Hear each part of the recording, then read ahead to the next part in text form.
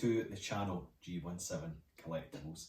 In today's video we are going to be taking a look at the Hot Toys Mandalorian 1/6 scale figure.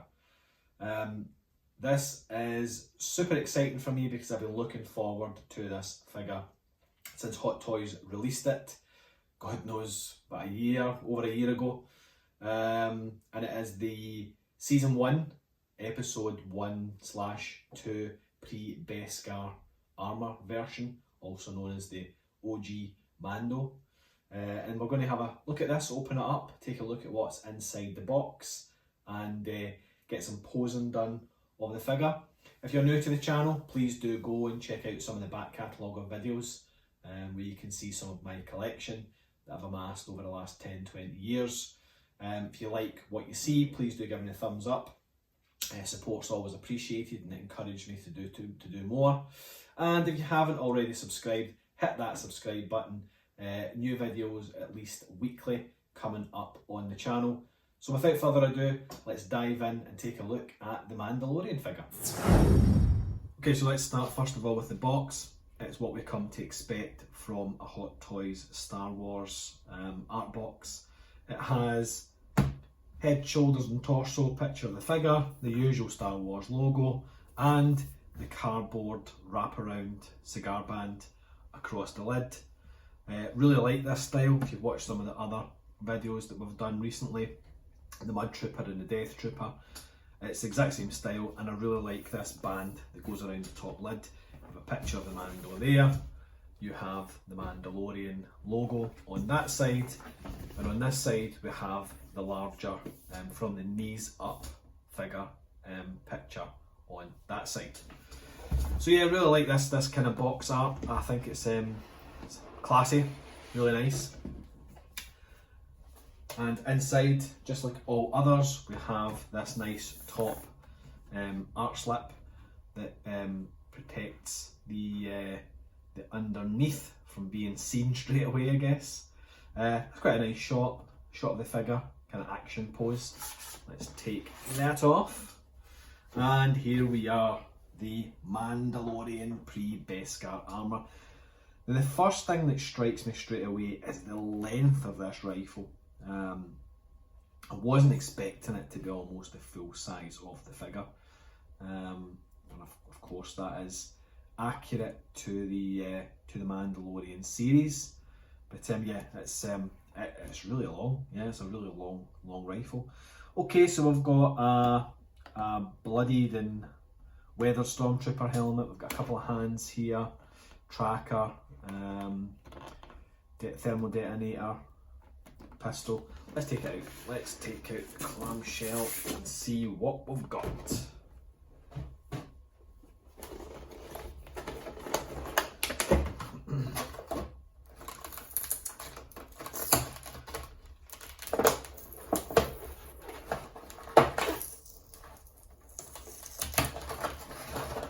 Okay, so that lovely Hot Toys figure smell. Let's take some of this plastic off. So I can already tell this is looking phenomenal. It really is looking excellent. Let's take the rifle out. Underneath we have another cover, which looks like the poles that you put the Stormtrooper helmet on. Blaster. Okay. Let's move this to one side. And we'll start with the figure. First of all, we'll take him out. And let's get these plastics off, first of all. So forearm and hand plastics just slip straight off. I always snip the tape on the lower ones, purely because it does not come off. If you just pull it, you'll end up pulling the foot off. Let's find the tape on this side. There we go. Oh, that is amazing. Initial impressions is just wow. That is mind-blowingly good. Now, you may already know there's this Mandalorian has a fat suit underneath, and a lot of people have chosen to remove that fat suit. I don't plan to do so. I like having figures and toys the way that Hot Toys made them to be. And I'll take a look later on, but I think in actual fact the fat suit is complementary to the figure. It's what it's designed to do, so I'm going to keep it like that, but that's phenomenal straight away. Let's lay the Mando down. Let's take out the base. So the base has clear plastic protective cover. It has plastic wraparound, which we'll take off. Now, this base has, as you can see here, it has a lovely textured top, imitating kind of sand, kind of sandy base, but also has these footprints in. Now, I've seen other reviews and I've seen other reviewers saying, why have Hot Toys done that? And I have to agree. I get it, it makes a lot of sense if you plan to have the feet in this position. And to be fair, a lot of my figures do have their feet in this position with one leg further forward than the other. So perhaps the pose I adopt, I'm going to try and keep the feet in here, but it does limit and restrict your figure, because if you put the foot here, you've got this footprint in the way.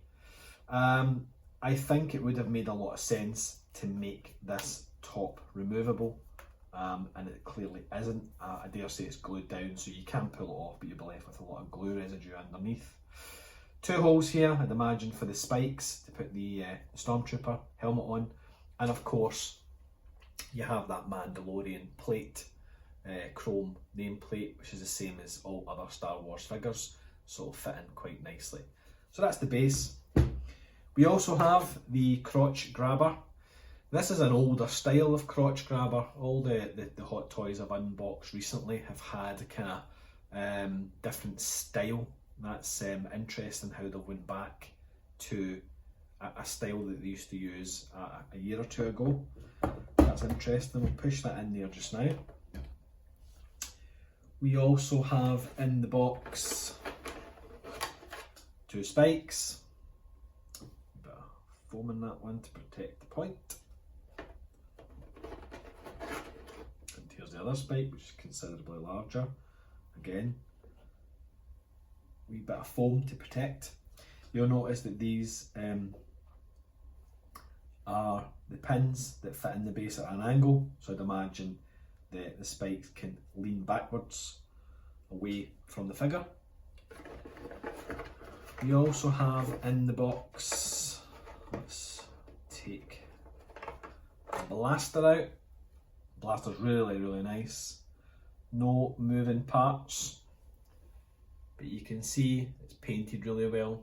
It isn't really weathered, to be honest with you. It's been painted in different colours of gunmetal, black, silver, and obviously brown for the handle. There's no texture or wood grain painted into the handle, and there's no weathering either on the gun, which is a little bit surprising. I was expecting some silver washing just to be put on the high points, just to kind of make it look a bit worn and weathered. That looks a bit new for me, considering the Mandalorians probably owned this blaster for quite some time, but I can forgive that. It's a beautiful little pistol.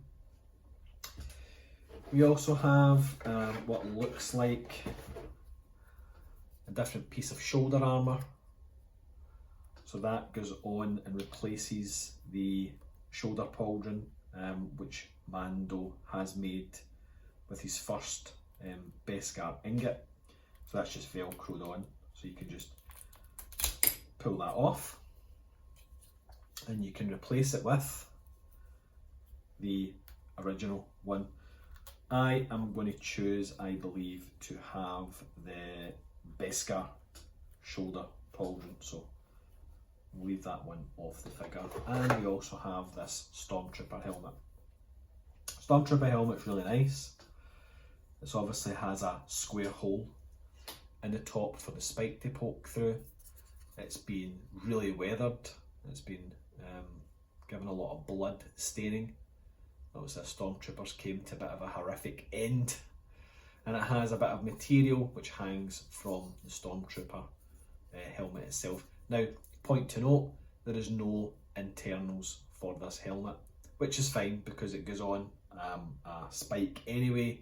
You don't see the internals, but if you compare that to the Leia and Wicket Stormtrooper helmet, which had the internals, you do wonder whether Hot Toys could have just reused that helmet, the same moulds, and just put it in there for us. But there you are, it doesn't really make much of a difference to me.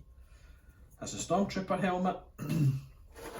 Nothing else apart from some pegs in the base. We are now looking at Mando's rifle. Carefully try and get this out.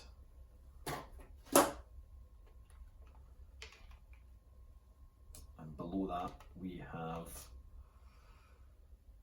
some, what would you call that? It's almost like a plasma charge effect coming from the rifle. So I'd imagine you can put that in between the two fork prongs at the end of the rifle and have the kind of shock plasma charge coming out. Not something I'm going to utilise, but that's really nice. It's nicely done. Some different colorations in that. You've got it going from purple all the way through to kind of a blue, nice and translucent. I'm quite happy with that. It seems quite flexible. Don't know whether that would drip over time, to be honest with you. It seems to have it's quite rigid just at the moment, but probably would drip over time if you had it point straight out. But that's nice. The rifle is phenomenal. As you can see, if I just measure that against the figure, it comes up to kind of eye height. It's almost the same height as the actual figure itself. But that rifle is beautiful.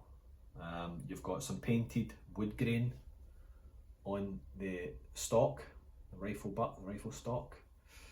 It's painted very, very well. You do have some weathering on this, so you can see there's some weathering up here on this metal part. Lovely scope. You have this strap which goes round and I believe clips into the Mando's kind of ammo belt, over shoulder ammo belt. But that's really nice, and they've got some coloration in the shock prongs there, kind of yellows and purples and blues going on. That's really, really nice. I like that a lot. And finally, we have a little tray that contains a tracker fob,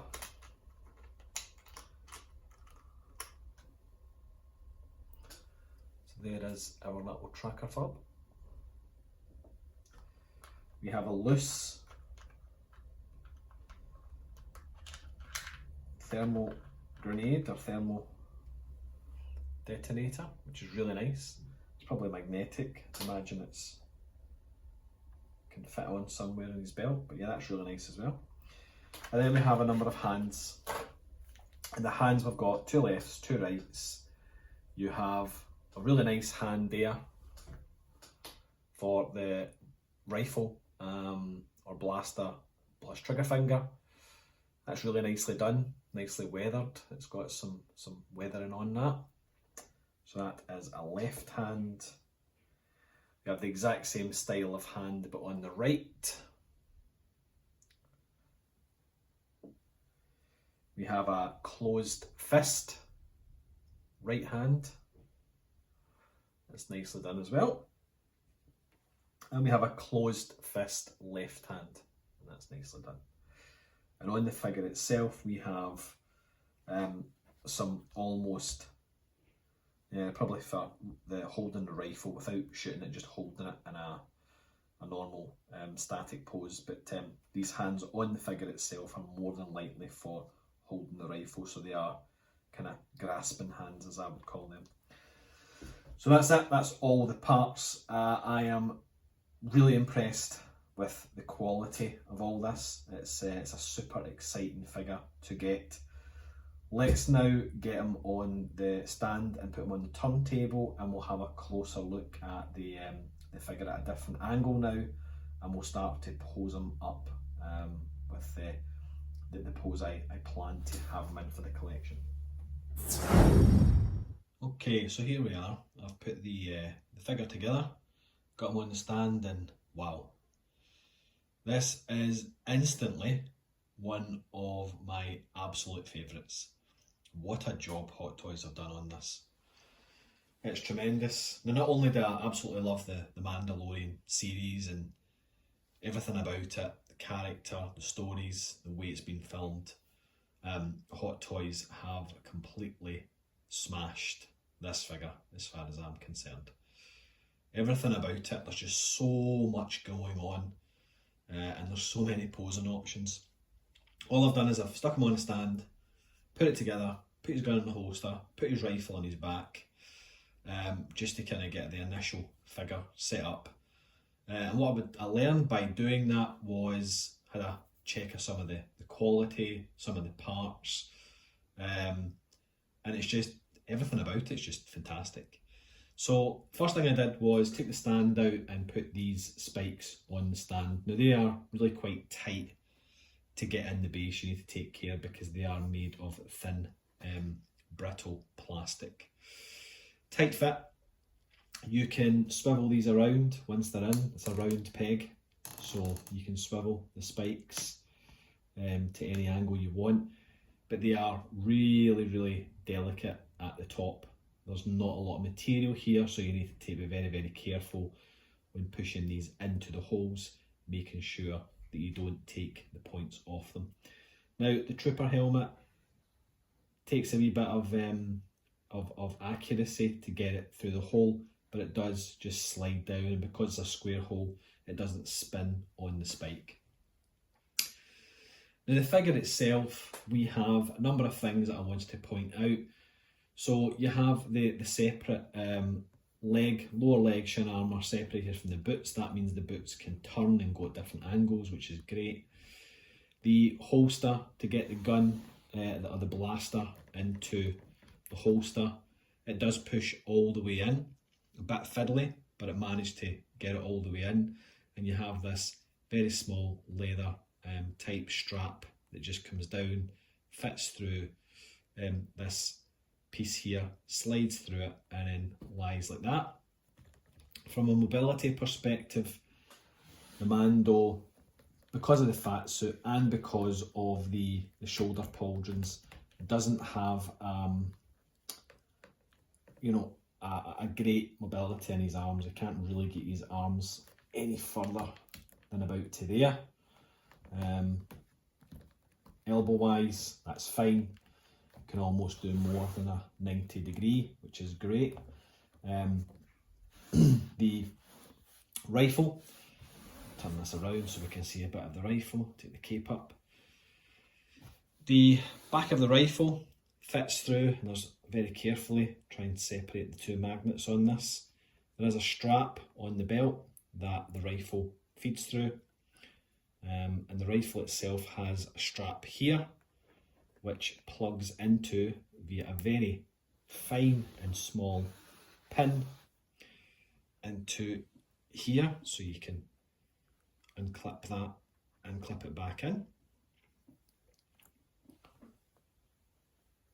So the rifle goes on, it's quite secure on the back, and you can see the top of the rifle and the bottom of the rifle poking out. The armour all appears to be velcroed on, so if you wanted to take that fat suit off, there are instructional videos online of how to do that. You need to completely undress the figure, but all this armour does come off. Head's got a nice tilted motion to it. You can have it in a range of, and it's quite smooth as well, have it in a range of head positions. I haven't tested out the mobility of the legs yet, I'll do that in a minute. I did try and get the feet to line up with the footprints on the base, and they're not an exact fit. They do fit in, but it's almost as if you expect the boot to be a perfect imprint into that base. That's not the case. They don't necessarily fit in. Now I think I'm going to keep the Mando in this kind of pose anyway, with this leg twisted out to the left, this leg twisted out to the right, 1 foot forward, just so it matches up with the footprints in the base anyway. That's how I generally pose most of my figures, in a museum type pose. But yeah, that base, as much as it's nice and it's textured, it's a little bit annoying having those footprints, I must say. Put the thermal detonator in the belt, so you can see there's a gap or a hole for a spare one. These two are already on the belt, and that one just kind of slips in. I don't believe it's magnetic, I can't feel anything there, so it's literally just the edge of the thermal detonator that nestles nicely into this gap. So that's in there. And yeah, so far I'm just bowled over by the figure, the way it looks, the quality. I think Hot Toys have done a marvellous job with this. And it's now time to try and find some posing options which I will settle on for the collection. Okay, first pose, we have the Mando holding the rifle over the shoulder. Yeah, quite like this one. Haven't fixed out the right arm as yet. We need to, looking at it now, pull that a bit closer into the body. I've managed to get the rifle up on the shoulder at a pretty decent angle. Quite easy to do, and the gun is resting on the shoulder, it's not floating. So that's the first try it, pose one. Second pose, and we're sticking with the rifle still in the left hand. Brought it forward across the body and just cradled the barrel with the right hand. And with this one, just last pose with the rifle, holding it straight up and down, tilt to the left for the head, and just standing, ready to go. Ditch the rifle and onto the sidearm, the blaster. And again, I'm sticking mainly to museum poses here. I don't necessarily do a lot of action poses in my collection, but yeah, just blaster up, holding it. Maybe tilt this head off to the left. It's looking a bit better. Okay, let's try something else. This time I've just moved the arm straight down, so the blaster's kind of pointing down. Now, what I'm tending to find is this in my process of how I find my final pose is that I'll try out all kind of different standing type power poses or museum poses and start learning, well actually, yeah, I want this arm to be like that and I want the cape to come round and kind of cover here. I'm tending to find with the Mando that every pose I'm looking at, I'm always tilting this head off to the left. I think when he's looking straight at you like that, it's too rigid. So I think if you tilt the head off to the left, what I'm finding is that it looks a bit more Mando-ish, a bit more meaner, a bit more focused, and you start to see the kind of side of the helmet. So the final pose I'm more than likely going to include definitely a twist to the head. One thing I didn't notice and mention before was the quality of this cape. The cape has been done really, really well. You can see the level of weathering on that, all the frayed edges, all the various holes. It's a really nice cape. It's almost like a very nice velvety type material as well. Now, I might do something with that. There's no wire in it. It's just a bit of cloth. But I might try and do something as if it's kind of flapping in the breeze a little bit. We'll try out put some wire somewhere to put that in, or just kind of fold it over the back, which I think also looks pretty decent as well. Okay, let me try something else with the arms and the torso. I haven't quite found what I'm looking for yet, but definitely going to include the rifle. The rifle's going to go in the back, I know that for sure. But I don't know whether to do something with holding the blaster or just holstering the blaster and having them standing there. But let's try out something else. Okay, so here's something that I didn't think I was going to do, but just tried it, and it's actually worked out, and I really like this.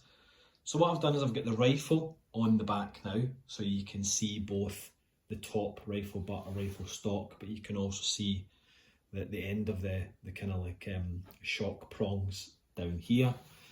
I've got the sidearm sitting just on the right arm, coming down in a natural hanging pose. But the tracking fob, now what is the Mandalorian? He's a bounty hunter, and it all starts with him tracking his first bounty in the first episode, which is where this particular look, the pre-Beskar armour comes from. So if I wanted to be super accurate, I might take off this shoulder pauldron and actually change it over. But you can see I've just got him looking down at the tracking fob, and it's placed in his grasping, open palm grasping hand. So let's pull this a bit closer and you can see what I've done here. I tried to put this tracking fob in between this finger and this thumb and nearly snapped the very, very fine plastic wire that's coming off here. So do be careful with that. I've just placed it in his palm, which actually you would do anyway. You wouldn't hold it between your finger and your thumb, you would hold it in the palm of your hand. So that works out really well. But you know, I think I not only look like a good pose for my figures, but I also like them to kind of almost tell a story. And this for me is telling a story. It's telling a story that Mando is a bounty hunter and he's going to find his bounty. So I'm kind of pleased with this. I've also got the cape just draping off of this shoulder pauldron and coming down, so you can see some of the holes and some of the weathering and the frayed edges in the cape. I really like that look. You can also see the blaster rifle, top and bottom. Again, I've got this head tilted to the left and looking down now, which I think is pretty sweet. What I'm going to do now is I'm going to change going to go ahead and change the shoulder pauldron to see how that looks. And you know, I might actually take, I was thinking about taking the Stormtrooper helmet and the spikes away, but let me change this shoulder pauldron first and we'll see how we go on. Okay, so I've changed this now. We've got the original blue, and that's really nice. That's really nice and it's really weathered. And you know, if you recall, when I saw it coming out of the box, I thought, I'm not going to use that. I'm going to stick with the Beskar shoulder pauldron, but I'm not. I think I found the pose that I'm going to stick with now. I could play about it a bit more, and I will tweak and finalise the pose. But the story I'm wanting to tell with this figure is that he's a bounty hunter. He is tracking his first bounty from, or not the first bounty, but the first bounty in the first episode. And I want him to look like he is searching for the bounty in episode 1. So I really like this because it's telling that story, and this is where we all fell in love with the Mandalorian when we saw Mandalorian enter that kind of bar in season 1, episode 1. I think we all at that point decided, wow, this is phenomenal. Excuse me. So why not replicate that look? I've got the Beskar armour Mando coming anyway, so I'm not overly precious about keeping a Beskar shoulder pauldron on. Yeah, I think we found it for the time being. I think we found the pose that I'm going to keep with. Whether I take these spikes off just to kind of complete the story or leave them on, I'm not entirely sure yet, but it still fits in because when he went back with the bounties, he passed these Stormtrooper helmets in this armour as it was anyway, so it still fits in for me to episode 1. So okay, that's where we're going to leave it. I'm really happy with that. You can see everything I need to see. We've got the cape, we've got the weathering, we've got the frayed edges, we've got the holes. We've got the blaster naturally hanging down the side of the figure. He's standing with one foot in front of the other, with legs slightly twisted to match up with the footprints. I'm fine with that, and it means it doesn't look too ridiculous on the base. We have the arm in a kind of natural position with the tracker just placed in the palm. He is head tilted to the left and looking down. On the rear, And I don't know if you've seen the rear, I don't think we showed this. I've not completely covered the rifle with the cape. I think in order for Mando to swing that rifle over his shoulder and clip it, the cape wouldn't necessarily be over the top of it, it would be around the rifle, so it would always be hanging to the right. You can see the wee belt loop here, just put the wee magnets in there. So yeah, I'm really happy with that. I think that is looking pretty good. You can see just holding that tracker. And I've almost used everything out the box. So there's no parts here apart from the hands, the spare hands, and the shoulder pauldron. We've used the tracker, which didn't think I was going to use a tracker. Didn't think I was going to use the original shoulder pauldron. But there you are, what you have in your head when you order and wait and a figure arrives and you think, well, I think I roughly know how I'm going to set that up. By doing a number of poses and just finding out more about the figure. This is my process, you know. I'll take the figure and I'll start playing about with it and I'll find out more about it. I'll find out how the figure moves. I'll try everything in my style. So I don't do action poses per se. I've said it before, I'll say it again. I tend to do kind of like a museum type pose. This isn't strictly museum type. I guess you could say it's a movie scene kind of like pose with the track and fob. But this is the process that I go through with all my figures. I will work with them. It only takes 10, 15, 20 minutes. But it's worth that time and effort to find a pose that you are happy with. And I think this to me is what I've ended up with is kind of like speaking to me. It's telling me the story of Mandalorian Season 1, Episode 1. So it wasn't what was on the plan, but that's all part of the fun of Hot Toys and figure posing. You never know what you might end up with. Sometimes it's clear in your mind. Sometimes you'll have a plan and you'll execute that plan because you've seen Hot Toys do the pose, or maybe somebody else do the pose. But it's worthwhile taking the time just to do it yourself and finding something that might work for you, something which is unique and not everyone has done. So there you are. It's a spectacular figure. This is instantly one of the top figures in my collection. I am absolutely thrilled with it. I think Hot Toys have done a fantastic job on it with all the painting effects, the weathering effects on the armour. Everything about it's just phenomenal, and I cannot wait to see more Mandalorians from this series. So we've got the heavy Mandalorian on pre-order, which will be here soon, and I've also got the Beskar armour Mando as well, and I'll go through the same processes with those two. So thanks very much for sticking with us and checking out the video. It's greatly appreciated. If you like what you've saw today, please do give me the thumbs up. It gives me the encouragement and the support to keep doing new videos. We'll be doing videos at least one every week. So if you haven't already subscribed, please hit that subscribe button and put the notification bell on. If you're already a subscriber, thank you very much for joining me and checking out the videos on the channel. Support and encouragement, as I've said, is very, very much appreciated. And yeah, so there you are, the Mandalorian figure. So I hope you've enjoyed that, and until the next video, do take care.